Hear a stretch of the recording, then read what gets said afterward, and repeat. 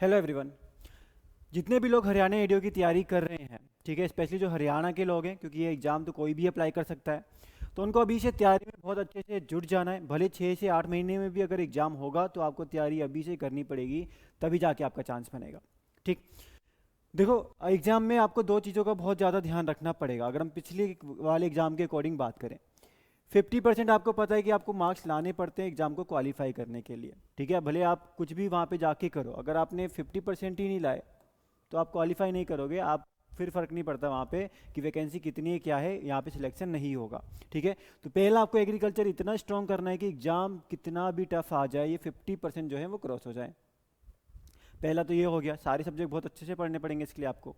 दूसरा, आपका एग्रीकल्चर इतना स्ट्रॉन्ग होना चाहिए कि भले आपके मार्क्स एक बार 50% क्रॉस कर गए तो अब ज़्यादा आए या कम आए, पर बाकियों से ज़्यादा मार्क्स जरूर आने चाहिए। ठीक है, अगर मान लो पेपर टफ आता है तो बगल वाले के लिए भी टफ है, ठीक है, बट आपको उससे ज़्यादा क्वेश्चन ही ओबीसी बातें सही करके आने हैं, जो नॉर्मल आपको हर कॉम्पिटिशन एग्जाम में करना होता है।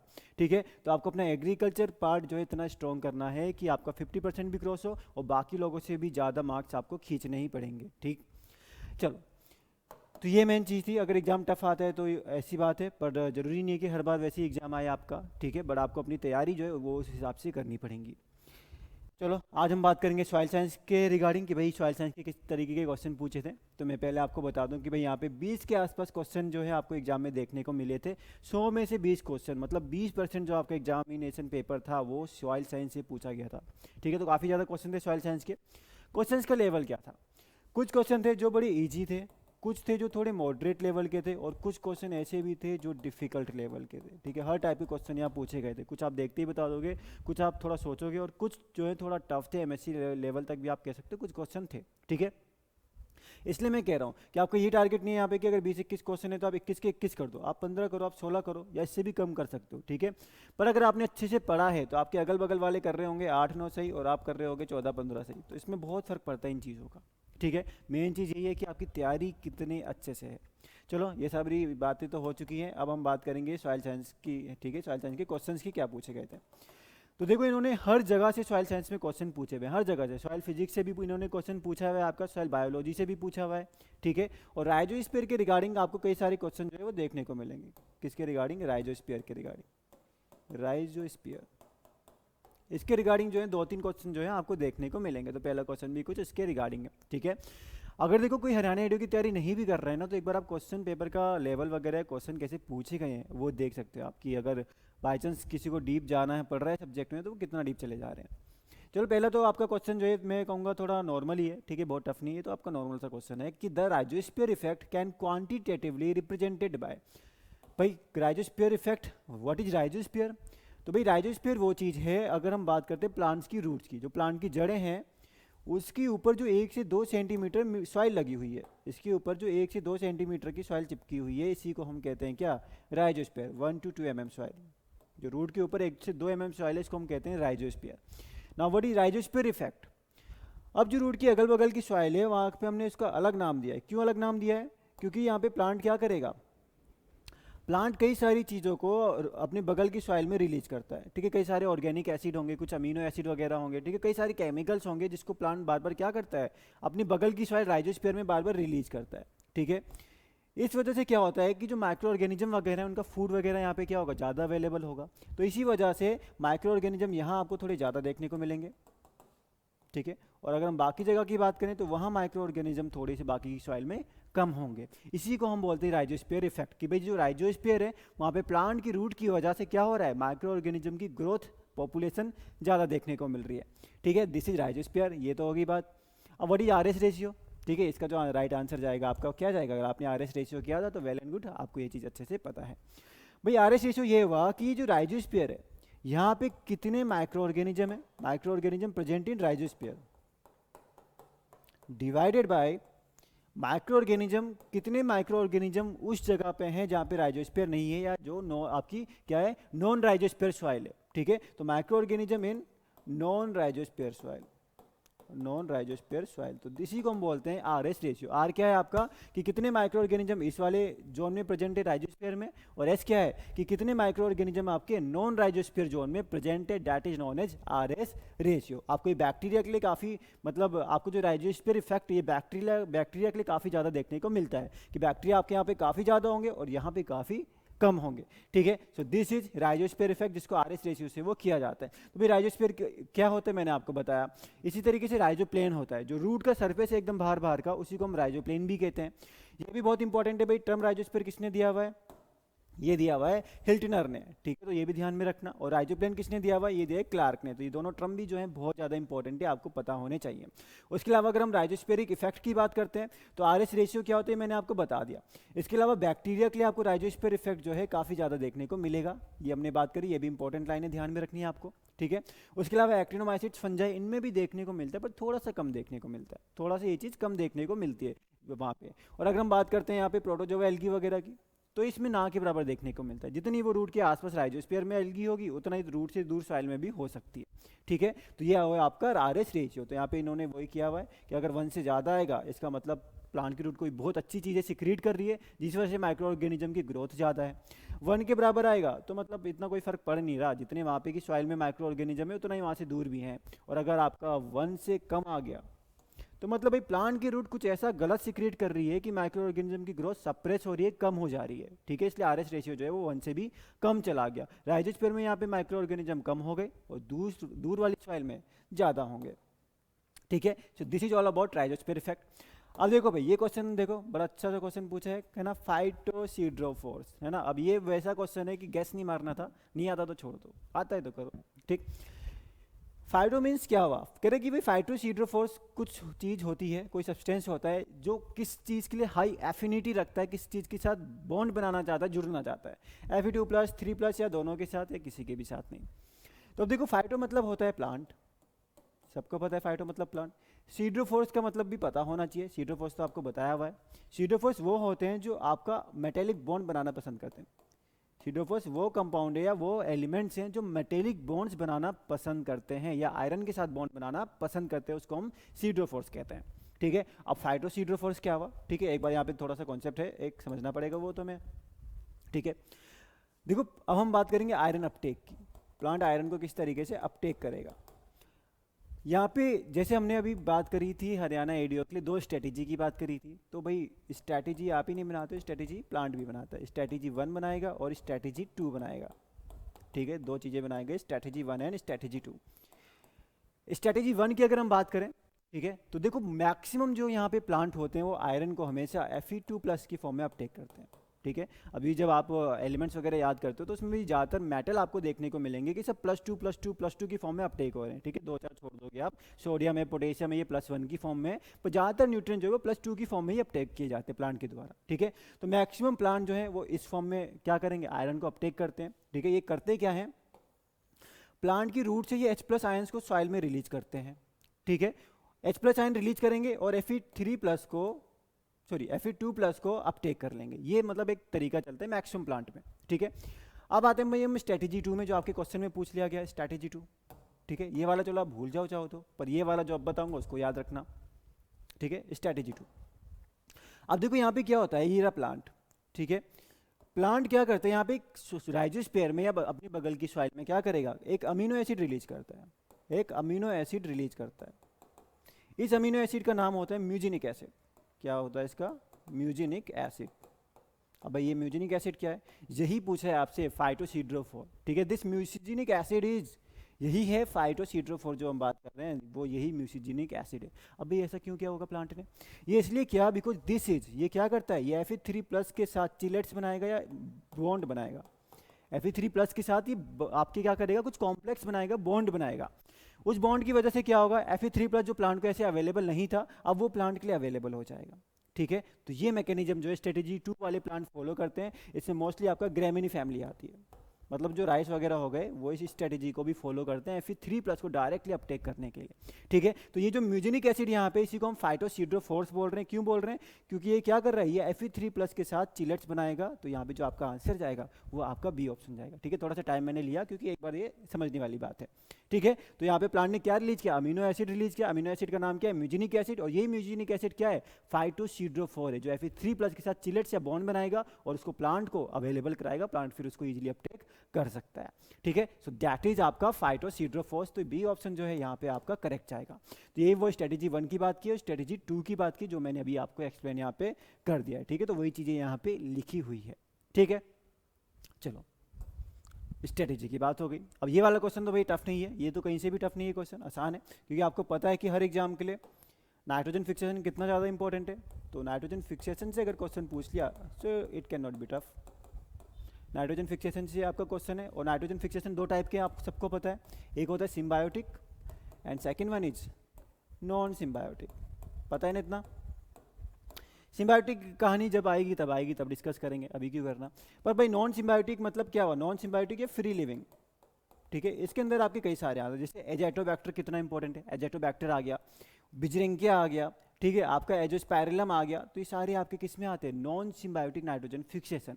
सॉइल में ये माइक्रो ऑर्गेनिज्म प्रेजेंट है, ये बैक्टीरिया सॉइल में प्रेजेंट है और खुद ही नाइट्रोजन फिक्सेशन कर रहा है। इसमें एक आता है आपका एजोस्पायरिलम भी आ गया। ठीक है, एजोस्पायरिलम, एजोस्पायरिलम को हम एसोसिएटिव भी कहते हैं। ठीक है, ऐसा तो नहीं है कि म्यूचुअल कनेक्शन ही बना दिए एकदम प्लांट के साथ, पर कई सारे प्लांट हैं, शुगर केन वगैरह हैं, ठीक है, कई सारे प्लांट हैं, उनकी रूट के आसपास आपको राइजोस्फीयर में जो है ये थोड़ा ज़्यादा देखने को मिलता है। ठीक है, ये एसोसिएटिव में आ जाता है। ठीक है, अब देखो यहाँ पे क्या पूछा है, एजोस्पायरिलम का यहाँ पे दो स्ट्रेन होते हैं, एक होता है लिपोफेरम, लिपोफेरम, और दूसरा होता है ब्रासिलेंस। दूसरा क्या होता है, ब्रासिलेंस। जो लिपोफर्म है ये C4 प्लांट के साथ आपको ज़्यादातर देखने को मिलेगा जुड़ा हुआ, और ये वाला आपको C3 प्लांट की रूट के आसपास जो है ज़्यादा देखने को मिलेगा। तो लिपोफर्म पूछा है, और C4 प्लांट आपको पता है मेज, सोरगम है, सारे क्या होते हैं, C4 प्लांट होते हैं। तो डी ऑप्शन जो है यहाँ पे वो करेक्ट ऑप्शन जाएगा। ठीक है, तो एजोस्पायरिलम लिपोफर्म क्या है आपका यहाँ पे, आपका C4 प्लांट के साथ ही क्या करेगा, आपका ज़्यादातर देखने को मिलेगा। तो भाई नॉन सिम्बायोटिक के एग्जाम्पल यहाँ पे लिखे हुए हैं, एजेटोबैक्टर, एजोस्पायरिलम, बिजरेंकिया हो गया, और आपका क्लोस्ट्रीडियम हो गया। ठीक है, ये एरोबिक हिट्रोट्रॉप्स होते हैं, एरोबिक हैं, हिट्रोट्रॉपिक बैक्टीरिया हैं सारे के सारे, एक्सेप्ट क्लोस्ट्रीडियम जो कि एनारोबिक बैक्टीरिया होता है, ये भी बहुत इंपॉर्टेंट होता है ना। उसके अलावा मेन हमारा ये था आज का, एजोस्पायरिलम लिपोफर्म की बात करें C4 प्लांट में करेगा, और ब्रासिलेंस की स्ट्रेन की बात करते हैं तो ये C3 प्लांट में करता है। ठीक है, तो ये बात भी आपको ध्यान में रखनी है। अब कह रहे chemicals that have been implicated in attraction of rhizobia. फिर से थोड़ा राइजोबियम से ये आपका मिलता जुलता क्वेश्चन। अब ये थोड़ा सा मॉडरेट लेवल पे आ गया, मॉडरेट से भी ऊपर आप थोड़ा सा कह सकते हो ना, मॉडरेट मान लो आप इसको। ठीक है, टफ भी नहीं है पर बहुत ईजी भी नहीं है। ठीक है, सुंडा कात्यायन वाला काम नहीं चलेगा आपके इस एग्जाम में।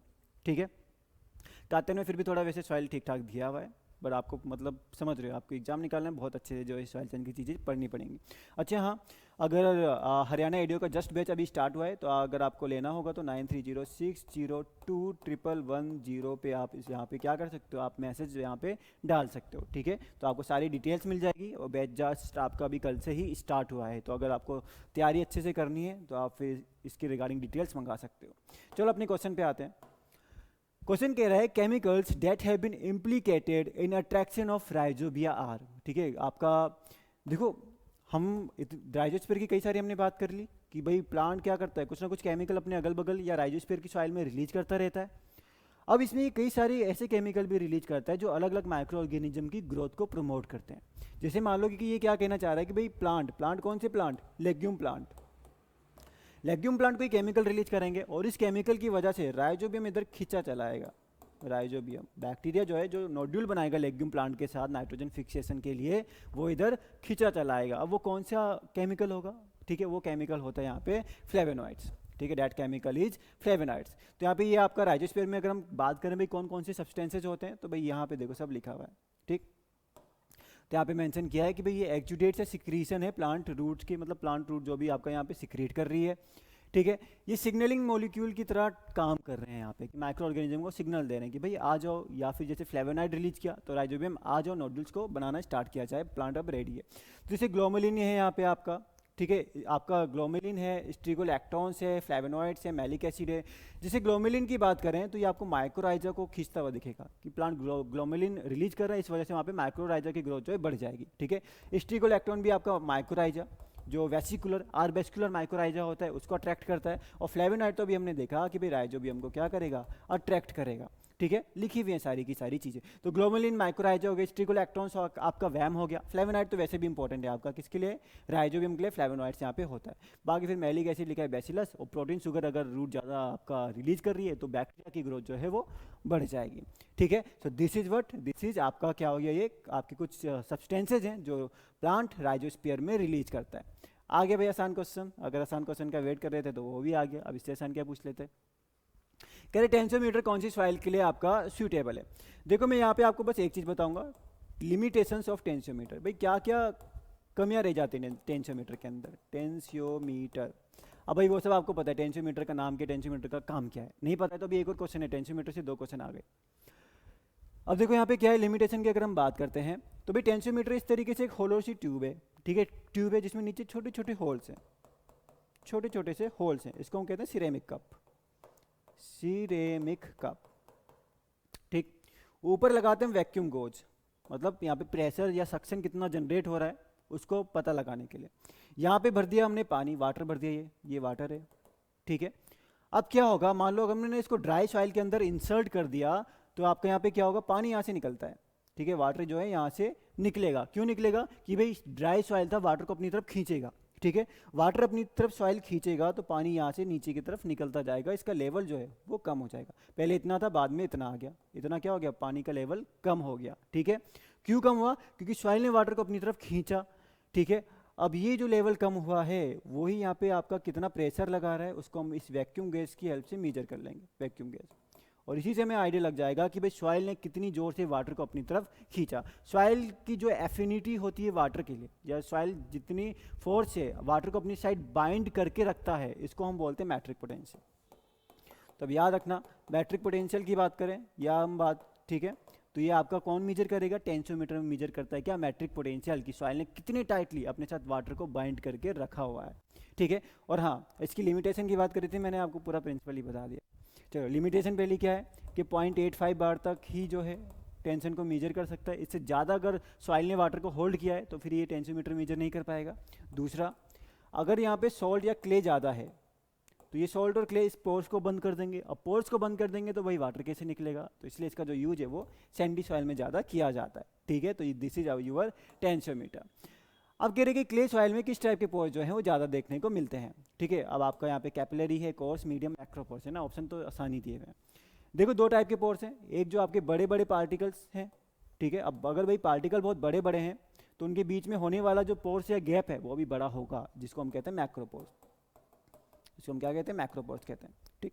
अगर पार्टिकल छोटे हैं, जैसे क्ले सॉइल में अगर पार्टिकल छोटे हैं तो इनके बीच का जो स्पेस है वो भी छोटा होगा, इसको हम कहते हैं क्या, micropore, this is known as micropore, ठीक है। अब यहाँ पे जो माइक्रोपोर्स है ना, यहीं पे आप कह सकते हो ये जो छोटे छोटे पोर्स हैं ये आपस में कनेक्ट हो जाते हैं, ठीक है, आपस में ये थोड़े से जुड़े होते हैं, इसके नीचे भी इस तरीके से कई सारे पार्टिकल्स होंगे, कई सारे पोर्स होंगे, तो ये आपस में थोड़ा कनेक्ट हो जाते हैं, जिसको हम बोलते हैं क्या, कैपिलरी बोलते हैं, जिसको हम लोग कैपिलरी बोलते हैं। तो आपको जो कैपिलरी होगा, कैपिलरी पोल, वो आपका क्ले सॉइल में ज़्यादा होता है, यहाँ पे पोर्स थोड़े छोटे होंगे। बड़े वाले में कैपिलरी नहीं बन पाती है क्योंकि यहाँ पे थोड़ा क्या है, आपका यहाँ पे साइज बड़ा है तो पानी सीधे ही नीचे निकल जाता है, रुकता नहीं है यहाँ पे पानी, ठीक है।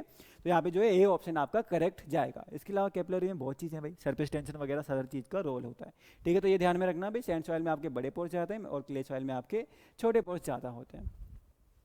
बताओ भाई, मैंने आपको बोला था कि एक टॉपिक अभी 2 क्वेश्चन आपके एग्जाम में आए हैं तो इसका आंसर कर दो मुझे, कि सॉइल मॉइस्चर टेंशन को किससे मेजर करते हैं। अभी आपको मैंने बताया, पूरा प्रोसेस बताया कि भाई वाटर को नीचे खींचा जा रहा है, कौन खींच रहा है, सॉइल खींच रहा है वाटर को, ठीक है। सॉइल वाटर को अपनी तरफ खींच रहा है, इसी चीज़ को हम क्या बोल रहे हैं, मैट्रिक पोटेंशियल, मैट्रिक पोटेंशियल, ठीक है, मैट्रिक पोटेंशियल, है ना। देखो आप कंफ्यूज मत करना, पोटेंशियल, टेंशन, प्रेशर, सक्शन, थोड़ा थोड़ा माइन्यूट डिफरेंस होता है वैसे इनमें, ऐसा नहीं कि बिल्कुल डिफरेंस नहीं है, बट आप एक बार के लिए उसको सेम मान सकते हो, ठीक है। एक बार के लिए आप यहाँ पे इंटरचेंजेबली भी यूज कर लेते हैं कि भाई सक्शन है, टेंशन है, होता है डिफरेंस होता है कि हम उसको पुल कर रहे हैं कि वाटर वहाँ से जा रहा है कि वाटर खींचा जा रहा है, ठीक है, कुछ माइन्यूट डिफरेंस होते हैं, बट एक बार के लिए आप उसको फिर भी सेम थोड़ा मान सकते हो। तो जो सॉइल मॉइस्चर टेंशन है, सॉइल मॉइस्चर में कितने प्रेशर लग रहे हैं, जैसे यहाँ पे इसकी हम बात करें तो सॉइल जो वाटर में प्रेशर लगा के रखा हुआ है या जो टेंशन लगा के रखा हुआ है, ठीक है, उसी को हम मैट्रिक पोटेंशियल कह रहे हैं, जिसको हम टेंशियोमीटर से मेजर करते हैं। टेंशियोमीटर मतलब टेंशन या प्रेशर को मेजर करने वाला इंस्ट्रूमेंट,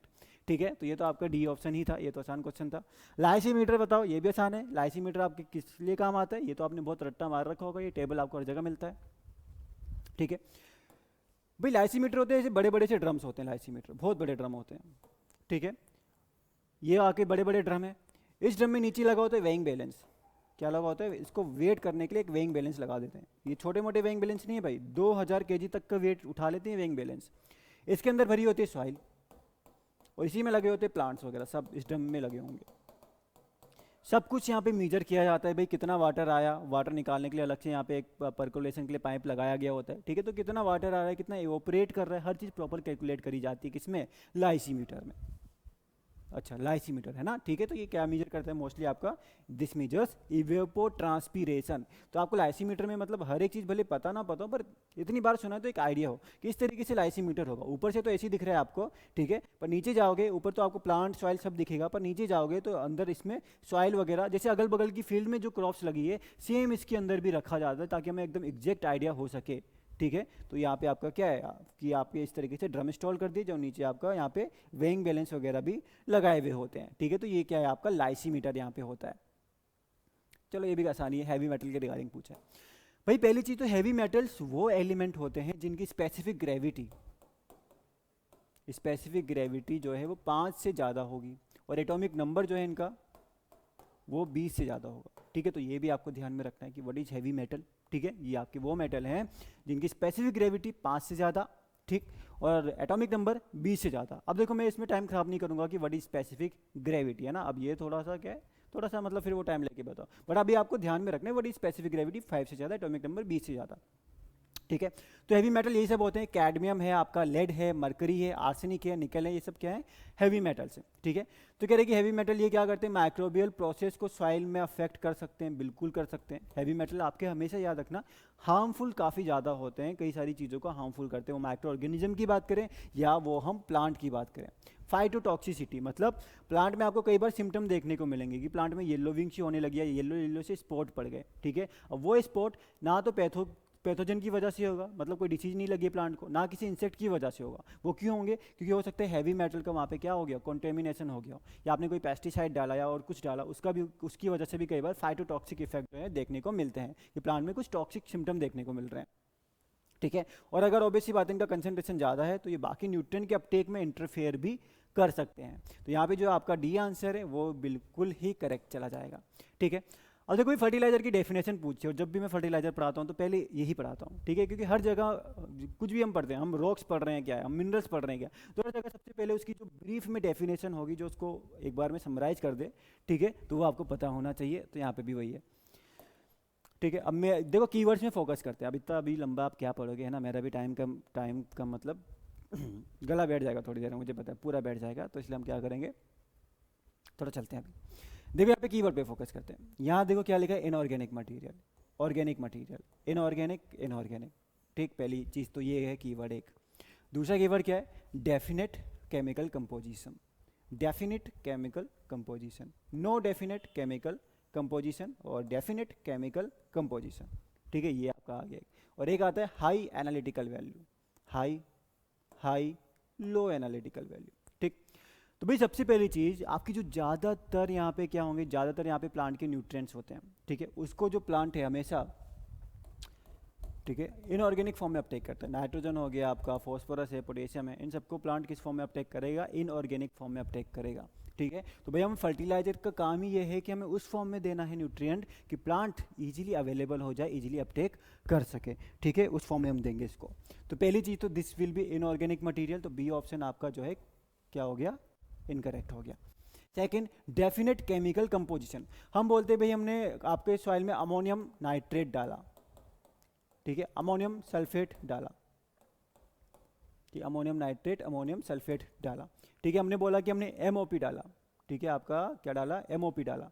ठीक है, मतलब एक पर्टिकुलर डेफिनेट केमिकल कंपोजिशन इसका होगा ही होगा। उसके अलावा हाई एनालिटिकल वैल्यू, भाई न्यूट्रिएंट कंटेंट ज़्यादा होगा तभी हम फर्टिलाइजर डालेंगे ना, जब न्यूट्रिएंट ज़्यादा होगा उसमें, अगर न्यूट्रिएंट कम होगा तो हम फर्टिलाइजर क्यों डालेंगे, फिर तो हम FIM वगैरह जो हमें सस्ता पड़ जाता, ठीक है, FIM वगैरह इन सबसे ही काम चला लेते, ठीक है। तो फर्टिलाइजर की एनालिटिकल वैल्यू या न्यूट्रिएंट जो इसमें प्रेजेंट है वो भी क्या है, काफ़ी ज़्यादा प्रेजेंट है। तो फर्स्ट ऑप्शन जो है वो करेक्ट होगा, क्योंकि यहाँ लिखा है नो डेफिनेट केमिकल कंपोजिशन और यहाँ लिखा है लो एनालिटिकल वैल्यू। तो फर्स्ट ऑप्शन जो है यहाँ पे करेक्ट होगा। तो फर्टिलाइजर की डेफिनेशन आपको पता होनी चाहिए।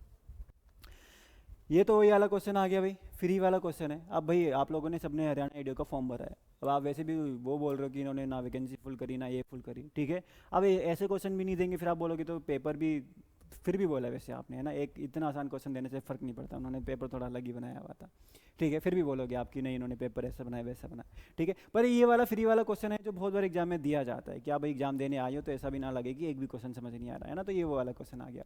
कह रहा डिसीज ऑफ राइस, तो ये भी पता होना चाहिए भाई, डॉक्टर YL ने ना, YL ने, डॉक्टर यशवंत लक्ष्मण नेने, पंतनगर में इन्होंने इसको डिस्कवर किया था खेरा डिसीज को, ठीक है। यहाँ पे एक प्लांट है, अकेशिया का एक प्लांट होता है जिसको लोकली खेरा कहा जाता है, जिसको लोकली खेरा कहा जाता था, ठीक है। तो ये खेरा डिसीज में क्या होता है, जब नर्सरी स्टेज में राइस होता है तो यहाँ पे इस तरीके से ब्राउन ब्राउन से स्पॉट्स बनने लगते हैं और ये धीरे धीरे बड़े बड़े हो जाते हैं, बड़े बड़े होने की वजह से पूरी लीफ ही खराब हो जानी है यहाँ पे, ठीक है। तो ये राइस में दिक्कत है। और ये जो कलर है थोड़ा सा अकेशिया वाले प्लांट जैसे देखने को मिलता है, जिसको खेरा कहा जाता था, इसलिए इसका जो डिसीज़ का नाम है वो उस टाइम पे खेरा डिसीज़ ही पड़ गया था। तो ये तो आपको सबको पता है कि भाई जिंक डेफिशिएंसी की डेफिशिएंसी से ही खेरा डिसीज़ देखने को मिलती है, ठीक है। तो ये थोड़ा ध्यान में क्या, आपको पता ही चीज़ें। तो फॉस्फोरस की बात कर ली है ना, अब देखो थोड़ा सा जल्दी कंप्लीट करते हैं इसको। फॉस्फोरस की अगर हम बात करें तो आपका जो फॉस्फोरस है वो इनऑर्गेनिक और ऑर्गेनिक दोनों फॉर्म में ही आपका दोनों फॉर्म में सॉइल में प्रेजेंट होगा। आपको ज़्यादातर जो फॉस्फोरस है वो इनऑर्गेनिक फॉर्म में होता है, बहुत ज़्यादा वेरिएशन है यहाँ पे कि किस फॉर्म में फॉस्फोरस ज़्यादा होगा, ठीक है। 50 से 75% के आसपास आप मान लो आपका होता है इनऑर्गेनिक फॉर्म, 50 to 70% के आसपास। ऑर्गेनिक बहुत ज़्यादा इन्होंने वेरिएशन रखा हुआ है, 20 से लेकर 80% है, बहुत ज़्यादा वेरी करता है, ठीक है। फिर भी आप, चलो मैं आपको नेक्स्ट स्लाइड में दिखाऊंगा, आप समझ जाओगे, ठीक है। यहाँ मैंने बोला 50 से 80 to 85% के आसपास होगा और ऑर्गेनिक फॉर्म 20 से 80% होगा, ठीक है। तो बहुत ज़्यादा वेरिएशन है, बट फिर भी अगर हम ओवरऑल बात करें तो सॉइल में जो हम बात करते हैं इनऑर्गेनिक फॉर्म फॉस्फोरस की ऑर्गेनिक की कंपेरिजन में थोड़ा ज़्यादा है, ठीक। इनऑर्गेनिक फॉर्म में आपके जैसे कि आ गया फॉस्फोरस की बात करिए, आपके जैसे H3PO4 है, H2PO4 है, ये सारे आपके इनऑर्गेनिक फॉर्म वाले ही क्या है, फॉस्फोरस होंगे, ठीक है। इनऑर्गेनिक फॉर्म में फॉस्फोरस जो है वो आयरन के साथ या एल्युमिनियम के साथ जुड़ा हुआ मिलेगा आपको, ठीक है, अगर एसिडिक सॉइल है। अगर कैलकेरियस या एल्कलाइन सॉइल है तो उस केस में आपको जो फॉस्फोरस है वो कैल्शियम के साथ जुड़ा हुआ मिलेगा, ठीक है। ये सब आपके इनऑर्गेनिक फॉर्म है। अब ये जितनी भी लिखी है इनोसिटोल फॉस्फेट, फॉस्फोलिपिड्स हैं, न्यूक्लिक एसिड है, सारी की सारी फॉस्फोरस की क्या है, ऑर्गेनिक फॉर्म्स ही हैं। तो डी ऑप्शन जो है यहाँ पे करेक्ट जाएगा। तो आपका 54 से 85 के आसपास इनऑर्गेनिक में है और 20 से 80% फॉस्फोरस क्या है, ऑर्गेनिक फॉर्म में होगा, ठीक है। इनऑर्गेनिक में मैंने आपको बता दिया क्या क्या होगा, ठीक है। अब चलो भाई कोई मुझे बता दो यार, ये ऑक्यूलेटेड और रिडक्टेंट फॉर्म क्या होता है। मैंने तो आपको एक दो बार क्लास में बताया हुआ है, ठीक है, पर अभी मैं इसमें टाइम नहीं दे रहा कि ऑक्यूलेटेड और रिडक्टेंट क्या है, ठीक है। जिसको पता है मुझे बताओ कि what is occluded and reductant form of phosphorus. अब आपके एग्जाम में इतना डीप पूछा है तो कोई बहुत बड़ी चीज़ भी नहीं लिखी है वहाँ पे, ठीक है। बाकी ऑर्गेनिक फॉर्म मैंने आपको बता दिया कि क्या होता है, ठीक है। अब मुझे पता मुझसे नहीं रहा जाएगा, मैं ऑक्यूलेटेड रिडक्टेंट फॉर्म आपको फिर ब्रीफ में वो बता ही दूंगा, है ना। पर तुम लोग भी तो वैसे ही हो, बोर हो जाते हो फिर ज़्यादा लेक्चर सुन सुन के, है ना। और आराम से देखा करो भाई लेक्चर, कॉफ़ी वॉफ़ी ला के बैठा करो फिर लगाया करो अगर लंबा लेक्चर होता है तो। अब देखो क्या कह रहे हैं भाई, वाटरलॉक सॉइल क्या होते हैं। तो भाई वाटरलॉक सॉइल में सीधा इतना जान लो कि मेन कॉन्सेप्ट जो है वाटरलॉक सॉइल में वो ऐसा नहीं कि भाई 5 मीटर 6 मीटर, ऐसा नहीं है। ये है कि भाई अगर वहाँ पे रूट जोन जो है वो अगर पानी से भरा है, सॉइल जो है आपकी पूरी पानी से भरी है रूट जोन तक, तो उसी को हम वाटरलॉक सॉइल कह देते हैं, ठीक है। तो जो आपका डी ऑप्शन है वो यहाँ पे करेक्ट जाएगा। वाटरलॉक सॉइल क्या है कि भाई पानी भरा है, कहाँ तक भरा है, पानी भरा है सॉइल में। पानी मतलब कहाँ भरा होगा पानी, सॉइल के पोर्स में, जो मैक्रो पोर्स है, माइक्रो पोर्स है, हर जगह पानी भरा हुआ है। कहाँ तक, रूट जोन तक यहाँ पे पानी भरा है, उसको हम कहते हैं क्या, वाटरलॉक कंडीशन कहते हैं, ठीक है। बाकी आपको वाटरलॉक कंडीशन में भाई एक दो चीज़ें और पता होनी चाहिए। यहाँ पे न्यूट्रिएंट अवेलेबिलिटी की बात करते हैं राइस के केस में स्पेशली, ठीक है। तो आपकी सबमर्ज्ड सॉइल में न्यूट्रिएंट की अवेलेबिलिटी कैसे वेरी करती है, पीएच कैसे वेरी करता है, तो ये सारी चीज़ें आपको पता होनी चाहिए। सबमर्ज्ड सॉइल पे एक ऑलरेडी मैंने सेशन लगाया हुआ है, एक बार फिर से लगाता हूँ, ठीक है, सोच रहा हूँ एक बार फिर से रिकॉर्ड करते हैं सबमर्ज सॉइल में, क्योंकि यहाँ से डायरेक्ट क्वेश्चन बनता है, ठीक है। आपका यहाँ पे जैसे पंजाब एडीओ का एग्जाम था तो वहाँ पे भी डायरेक्ट क्वेश्चन यही बना हुआ था क्या, कि आपका सबमर्ज सॉइल में न्यूट्रिएंट के रिगार्डिंग क्वेश्चन बना हुआ था, बड़ा अच्छा क्वेश्चन बना हुआ था, ठीक है। तो सबमर्ज सॉइल में न्यूट्रिएंट किस तरीके से वेरी करेंगे, कौन सा ज़्यादा है कौन सा कम है, तो वो आपको क्लियर होना चाहिए। मैं भी एक सेशन बनाता हूँ, पर पहले भी एक सेशन मैंने इस पर लिया हुआ है, ठीक है। वाटर लॉगिंग के अलावा क्या कह रहा है, चलो ये कह रहा है कि presence of excess salt in soil required. अगर सॉइल के अंदर सॉल्ट कंटेंट ज़्यादा है, ठीक है, सॉइल के अंदर अगर सॉल्ट कंटेंट ज़्यादा है तो किस चीज़ की रिक्वायरमेंट पड़ेगी, high water storage efficiency, low water storage efficiency, high water application efficiency या लो वाटर यूज एफिशिएंसी। देखो अगर सॉल्ट ज़्यादा है यहाँ पे सॉइल के अंदर तो प्लांट को सबसे बड़ी दिक्कत है कि वो वाटर का अपटेक नहीं कर सकता। भले वाटर सॉइल में प्रेजेंट होगा पर प्लांट फिर भी उसको अपटेक नहीं कर सकता। इसको हम बोलते हैं physiological drought. This is known as physiological drought. अगर बहुत ज़्यादा सॉल्ट है तो वाटर रूट से निकल के बाहर सॉइल में भी आ सकता है, ठीक है। तो अगर वाटर स्टोरेज एफिशिएंसी ज़्यादा होगी, पानी अगर यहाँ पे ज़्यादा भरा होगा, फिर थोड़ा बहुत चांस है कि आपका जो है रूट थोड़ा बहुत जो है वाटर जो है अपटेक कर सकेगी, ठीक है, और सॉइल जो है इसमें थोड़ा डिजोल्व होंगे। तो हाई वाटर स्टोरेज एफिशिएंसी होना जो है यहाँ पे रिक्वायरमेंट है, ये ऑप्शन जो है वो क्लियर होगा, ठीक है। जल्दी बताओ भाई, आई थिंक 2 क्वेश्चन और बचे होंगे आपकी ज़्यादा से ज़्यादा। थक गया भाई मैं, जल्दी से आंसर कर दो मुझे, कोई आंसर आप भी तो करो, ठीक है। क्या कह रहे हैं यहाँ पे, splash erosion is otherwise called as, splash erosion को हम और क्या कहते हैं। तो भाई देख लो आप, हर जगह से क्वेश्चन आया हुआ है आपकी। सॉइल बायोलॉजी से अच्छे खासे क्वेश्चन आए, राइजोस्फीयर वगैरह सब कुछ इन्होंने कंप्लीट कर लिया। सॉइल फिजिक्स से आपके ठीक ठाक क्वेश्चन आ गए, ठीक है। हर जगह से क्वेश्चन आया हुआ है, सॉइल इरोजन से भी क्वेश्चन बना हुआ है, ठीक है। तो आपको बड़े अच्छे से आपको चीज़ें पढ़ के जानी होंगी, ठीक है। सॉइल तो आपका बहुत ही ज़्यादा यहाँ पे अच्छे से पूछा हुआ है, ठीक है। अब देखो सॉइल इरोजन की बात करते हैं तो आपको पता है सबसे पहले आता है स्प्लैश, फिर आता है सीट इरोजन, फिर आता है रिल इरोजन, और फिर आता है क्या, गली इरोजन। ये होता है आपका वाटर इरोजन का, ये आपका सीक्वेंस है, सीक्वेंस भी याद करना होता है भाई। स्प्लैश, सीट, रिल, गली। स्प्लैश में क्या होगा, रेन ड्रॉप गिरेगी, और रेन ड्रॉप गिरेगी तो वाटर को क्या करेगी, डिस्क्लोज करेगी, सॉरी सॉइल के पार्टिकल को डिस्क्लोज करेगी, अपनी जगह से रिमूव करेगी। कि रेन ड्रॉप आई बहुत स्पीड से, ठीक है, अपने वेट का 14 टाइम्स फोर्स जो है रेन ड्रॉप लगाती है सॉइल पार्टिकल पे, और सॉइल पार्टिकल फिर उछल के कहीं दूर जाके गिरेगा। तो इसको हमने क्या बोला, स्प्लैश इरोजन बोला, ठीक है। तो ऑब्वियस सी बात है, इसको आप रेन ड्रॉप इरोजन भी कह सकते हो कि रेन की ड्रॉप की वजह से सॉइल के पार्टिकल क्या हो गए, लूज हो गए, अलग हो गए। अब ऊपर की लेयर बार बार जब रेन ड्रॉप पड़ रही है तो ऊपर की जो सॉइल पार्टिकल थे वो सब लूज हो चुके हैं। लूज होने के बाद क्या होता है, ये जो ऊपर की लेयर है, जो ऊपर की शीट है, ये वाटर के साथ मिलके इस फील्ड से बाहर की तरफ निकलने लगती है। जहाँ भी आपका वाटर मूव करके जा रहा है फील्ड से, ये पूरा का पूरा ऊपर की जो सॉइल की लेयर है वो पूरी की पूरी जो है निकलने लगती है। इसको हम बोलते हैं क्या, सीट इरोजन।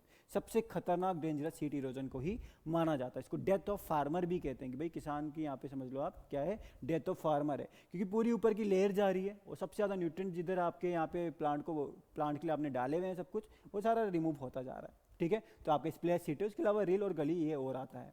तो यहाँ पे ए ऑप्शन जो है आपका वो करेक्ट होगा। अब देखो बड़े बड़े एग्जाम वाले आए जो आपका सॉइल ऑर्डर क्या है पूछ लेते हैं, ठीक है, ऑर्डर पूछ लेते हैं वो आपसे, ठीक है। वो आपसे आपका ऑर्डर पूछ लिया, सब ऑर्डर पूछ सकते हैं, सब ऑर्डर भी नहीं पूछते वैसे। ग्रेड ग्रुप्स होते हैं, सब ग्रुप होते हैं, फैमिली होती है, और होती है सीरीज, ठीक है। This is taxonomy. ये क्या है, this is soil taxonomy.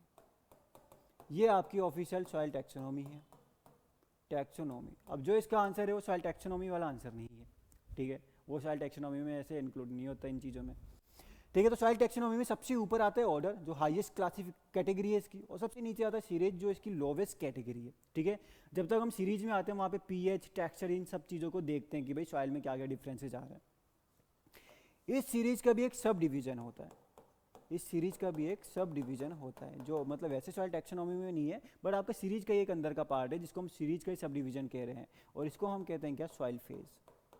This is known as soil phase, इसको हम कहते हैं, ठीक है। तो ये आपको थोड़ा डेफिनेशन याद करनी पड़ेगी कि अगर आपको टेक्सचर दिया हुआ है, इरोजन दिया हुआ है, स्लोप दिया हुआ है और स्टोनीनेस, ये दोनों वर्ड बहुत इंपॉर्टेंट है यहाँ पे, स्लोप एंड स्टोनीनेस, ठीक है। क्योंकि भाई सीरीज और सब डिवीजन आपकी काफ़ी सिमिलर भी हैं, पर सब डिवीजन उससे भी ज़्यादा डिटेल में आप जब चले जाओगे, ठीक है। तो आपका जो सॉइल फेज है वो काफ़ी ज़्यादा डिटेल है, वहाँ पे आपको स्लोप, स्टोनीनेस वर्ड याद करने पड़ेंगे, क्योंकि भाई टेक्सचर, इरोजन ये सब हम सॉइल सीरीज में भी हम लोग डिफ्रेंशिएट करने के लिए यूज करते हैं। ठीक है, आप उससे भी ज़्यादा अगर डीप में जा रहे हो, स्टोनीनेस वगैरह वर्ड तक पहुंच रहे हो, तब यहाँ पे आपका सॉइल फेज जो है वो आंसर जाएगा। तो ए ऑप्शन जो है वो बिल्कुल करेक्ट है, सॉइल फेज। ठीक है, आपसे इससे ज़्यादा डीप इसमें नहीं पूछना चाहिए, बस ये डेफिनेशन ही जो है सॉइल फेज की आ सकती है। चलो ठीक है, 2 क्वेश्चन 3 क्वेश्चन हो रहे हैं ना, अब नेक्स्ट सेशन के लिए नहीं छोड़ सकते, कंप्लीट तो करेंगे आज। ठीक है, चलो बता दो जल्दी से भाई। यहाँ पे देखो क्वेश्चन क्या कह रहा है, पहले कह रहे हाइड्रोजन और एल्यूमिनियम आयन जो नॉन एक्सचेंजेबल फॉर्म में। ठीक है, देखो भाई मैं नहीं थक रहा हूँ तो तुम्हें नहीं थक लगनी चाहिए। यहाँ पे पूरा देखो एक बार अच्छे से, क्या हो रहा है क्या नहीं हो रहा है, बहुत टाइम है नहीं तुम्हारे पास, लग जाओ चुपचाप। कह रहे कि भाई हाइड्रोजन एल्यूमिनियम अगर आपका ऑर्गेनिक मैटर या फिर जो क्लेज वगैरह होते हैं उनके साथ अगर नॉन एक्सचेंजेबल फॉर्म में बाउंड है। ठीक है, क्या बोला, हाइड्रोजन और एल्यूमिनियम, तो वो आपका किस में काउंट किया जाएगा, एक्टिव एसिडिटी, रिजर्व, एक्सचेंजेबल या नॉन एक्सचेंजेबल। भाई सॉइल में 3 टाइप की एसिडिटी होती है, एक होती है एक्टिव, एक होती है एक्सचेंजेबल और एक होती है रेजिडुअल या फिर रिजर्व एसिडिटी। 3 टाइप की एसिडिटी सॉइल में देखने को मिलेगी। ठीक है, तो सॉइल में अगर हम बात करते हैं कि भाई टोटल एसिडिटी कितनी है, तो ये 3 टाइप की होगी, एक्टिव हो गई, एक्सचेंजेबल हो गई और रेजिडुअल हो गई। ठीक है भाई, कुछ कमेंट और ये शेयर वगैरह ना वीडियो किया करो, जो तैयारी कर रहे हैं उनके साथ शेयर किया करो। ठीक है, मुझे भी तो थोड़ी एनर्जी ला के दो। ठीक है, अब देखो यहाँ पे क्या होता है, एक्टिव वाली वो एसिडिटी है जो H+ आयन आपके सॉइल सॉल्यूशन में प्रेजेंट होंगे। जहाँ भी सॉइल सॉल्यूशन आपको देखने को मिलेगा, वो हम हाइड्रोजन की बात करें या वो हम पोटेशियम की बात करें, हम किसी की भी बात करें, समझ जाना कि ये उसकी बात हो रही है जो बहुत इजीली अवेलेबल है, प्लांट इसको आराम से अपटेक कर सकता है, माइक्रो ऑर्गेनिज्म इसको बहुत इजीली यूज कर सकते हैं। इसके अलावा सॉइल का हम जब पीएच मेजर करेंगे, वो अभी हम एक्टिव एसिडिटी को ही मेजर करते हैं। सॉइल में जब हम लाइम डालते हैं तो वो भी हम एक्टिव एसिडिटी को ही न्यूट्रलाइज करने के लिए डालते हैं, उसी को हम ठीक करने के लिए डालते हैं लाइम वगैरह भी। ठीक है, तो लाइम को अगर हम डालेंगे तो वो एक्टिव एसिडिटी ठीक करेगा और थोड़ा बहुत एक्सचेंजेबल एसिडिटी भी ठीक करता है। ठीक है, ये ध्यान में रखना है यहाँ पे कि एक्टिव एसिडिटी देखो सॉइल सॉल्यूशन में है और बहुत ज़्यादा इसका क्या हो रहा है, बार बार यूज हो रहा है, अपटेक भी हो रहा है, इस वजह से एक्टिव एसिडिटी आपको लोवेस्ट सबसे कम देखने को मिलती है। एक्सचेंजेबल एसिडिटी क्या हुई, अगर सॉइल कोलाइड के साथ या सॉइल के पार्टिकल के साथ आपका हाइड्रोजन एल्यूमिनियम वगैरह बाउंड है, ठीक है, बट एक्सचेंजेबल फॉर्म में बाउंड है। जैसे जैसे सॉइल सॉल्यूशन से वो आपका रिमूव होता जा रहा है, वैसे वैसे थोड़ा बहुत यहाँ से अलग होके आपका सॉइल सॉल्यूशन में पहुँचता जा रहा है, इसको हम बोलेंगे एक्सचेंजेबल एसिडिटी, जो आपका सॉइल कोलाइड के साथ एक्सचेंजेबल फॉर्म में बाउंड है। पर अगर नॉन एक्सचेंजेबल फॉर्म में बाउंड हुआ, ठीक है, या फिर कोई मिनरल है उसके अंदर ही हाइड्रोजन आयरन वगैरह प्रेजेंट हैं, ठीक है, अब ये बाहर नहीं निकल सकते, इनको बाहर निकलने में बहुत ज़्यादा टाइम लगेगा, बहुत ज़्यादा वेदरिंग होगी, तब जाके बाहर जो है सॉइल में आते हैं। तभी जो भी आपका हाईली वेदर्ड सॉइल होता है वहाँ पे पीएच भी काफ़ी कम हो जाता है, क्योंकि तब जाके आपके ये क्या होंगे, बाहर आएंगे सॉइल में। ठीक है, तो इसको हम बोलते हैं रेजिडुअल या रिजर्व एसिडिटी, जो आपका नॉन एक्सचेंजेबल फॉर्म में प्रॉपर बाइंड है और इसका ही मैग्नीट्यूड हाईएस्ट होगा। मैग्नीट्यूड क्या है इसका, क्वांटिटी जो है सबसे ज़्यादा वो आपका रेजिडुअल या रिजर्व एसिडिटी की होती है। तो बी ऑप्शन जो है वो आपका यहाँ पे करेक्ट आंसर जाएगा। तो एक्टिव, एक्सचेंजेबल और रिजर्व या रेजिडुअल, ये 3 टाइप की सॉइल में एसिडिटी होंगी। अब हॉट वाटर एक्सट्रैक्टेबल बोरॉन, तो मैं आपको बस ये आपको बता रहा हूँ कि इसमें क्या वैल्यू होती है और आपको यहाँ पे टेबल बता देते हैं जो ICR का है।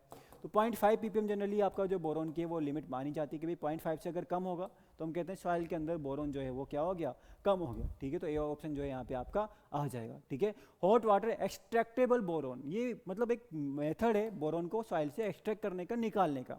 उसके अलावा भाई ये तो भी आपको एक बार नज़र मारनी पड़ेगी कि NPK के लिए क्या रेंज है, ऑर्गेनिक कार्बन बहुत इंपॉर्टेंट है उसकी क्या रेंज है, और PHEC तो आपको फिर पता ही थोड़ा सा है। ठीक है, तो ये आपको एक बार नज़र मारनी है। उसके अलावा यहाँ पे आपको बाकी calcium, magnesium, sulphur secondary nutrients का भी दिया है और माइक्रो न्यूट्रिएंट्स का भी दिया हुआ है, जिसमें बोरॉन की अगर हम बात करें तो 0.5 ppm के आसपास जो है यहाँ पे उसकी लिमिट कही जाती है। ठीक है, चलो आई थिंक ये आपका आज का है, बस लास्ट क्वेश्चन में हम आ ही गए। ठीक है, फाइनली हम लोग लास्ट क्वेश्चन में आ चुके हैं। ठीक है, चलो आपके पास तो मौका है, आप तो वीडियो पॉज करके चाय कॉफ़ी पी के आके फिर भी कंटिन्यू कर सकते हो, है ना। पर ये लास्ट क्वेश्चन आ गया। अब भाई हमारा लास्ट क्वेश्चन जो है वो स्टार्टिंग में जो हमने क्वेश्चन देखा था, ठीक है, सेकंड क्वेश्चन था आई थिंक आपका, एक कुछ वहाँ पे टर्म आया था, याद करो, फाइटोसीड्रोफोर कुछ टर्म आया था, अब उसी से मिलता जुलता टर्म है ये फाइटोसीड्रोफोर, उसी से मिलता जुलता क्वेश्चन है भाई। ठीक है, तो आप देख रहे हो आपके राइजोस्फीयर के अगल बगल घूमते ही इन्होंने 4-5 क्वेश्चन पूछ लिए, तो पेपर यहीं टफ हो गया। ये इन्होंने खैर अच्छी बात यहाँ पे करी है क्या कि इन्होंने ये नहीं किया कि भाई कुछ भी बाहर जाके पूछते, बट चलो राइजोस्फीयर की बात करूँ, बाकी एक दो क्वेश्चन थोड़े ज़्यादा डीप पूछे, जैसे बोरोन का आया, ठीक है। एक और क्वेश्चन है, हाँ एक क्वेश्चन और बच रहा है, मैं आपको भी बताता हूँ उसको भी। फाइटोसिड्रोफोर्स, फाइटोसिड्रोफोर्स, अब देखो यहाँ पे फाइटोसिड्रोफोर में हमने कहा था कि प्लांट एक अमीनो एसिड को रिलीज करेगा, इस अमीनो एसिड का नाम था म्यूजिनिक एसिड, ठीक है। ये अमीनो एसिड क्या करता है, ये अमीनो एसिड क्या करेगा भाई, ठीक है, ये अमीनो एसिड क्या करेगा, ये Fe3+ चिलेटर है, ये Fe3+ के साथ चिलेट्स बनाता है, ठीक है। और इसी म्यूजिनिक एसिड को हम कह रहे थे कि ये फाइटोसिड्रोफोर है जो Fe3+ के साथ चिलेट्स बनाते हैं, ठीक है। तो क्वेश्चन क्या कह रहा है, क्वेश्चन कह रहा है कि अगर ऑर्गेनिक मैटर का डिकम्पोजिशन होके ऑर्गेनिक एसिड बनते हैं तो इनमें से कौन सा है जो एज अ चिलेटिंग एजेंट की तरह काम करेगा, ठीक है। तो भाई यहाँ पे आपका ये अमीनो एसिड ही रिलीज हुआ था, म्यूजिनिक एसिड, जो एज अ चिलेटिंग एजेंट की तरह काम कर रहा था, तो it is an amino acid. तो आपका जो डी ऑप्शन अमीनो एसिड है वो जो है राइट आंसर चला जाएगा। एक क्वेश्चन और बच रहा है आपका, एक क्वेश्चन था कि भाई सॉइल माइक्रोबियल बायोमास कार्बन, ठीक है, जो सॉइल के माइक्रो ऑर्गेनिज्म का कार्बन जो सॉइल में प्रेजेंट होता है, जब हम उसको मेजर करने जाते हैं तो उसमें एक्सट्रैक्टेंट क्या यूज करेंगे, एक्सट्रैक्टेंट, ठीक है, soil microbial carbon, soil microbial carbon, ठीक है। तो जब हमें मेजर करना होता है सॉइल में तो हम उसके लिए एक्सट्रैक्टेंट क्या यूज करते हैं, तो आई थिंक उसका आंसर जो है पोटेशियम सल्फेट आपका जो है उसका आंसर जाएगा, ठीक है। तो यहाँ पे आपका इसका पूरा मेथड है कि आपको इसका किस तरीके से क्या किया जाता है ना, पर अब ये थोड़ा सा ज़्यादा डीप हो गया, ठीक है। तो सारे क्वेश्चन थे आपके जो आपके यहाँ पे सॉइल साइंस के क्वेश्चन थे, बाकी मैंने आपको ऑलरेडी बताया, जिसको भेज लेना होगा वो 93060211 पे करेगा कॉन्टैक्ट, ठीक है। तो ये आप कॉन्टैक्ट कर सकते हो जिसको बैच यहाँ पे लेना है। बाकी बताओ समझ में आई भाई चीज़ें, ठीक है, कुछ समझ में आया, और तैयारी में अभी से जुट जाओ, बहुत अच्छे से आपको ये तैयारी करनी है, स्टेट एग्जाम मिल जाए तो सबसे बेस्ट होता है, ठीक है। थैंक यू सो मच, मिलते हैं आप लोगों से सबसे नेक्स्ट सेशन में।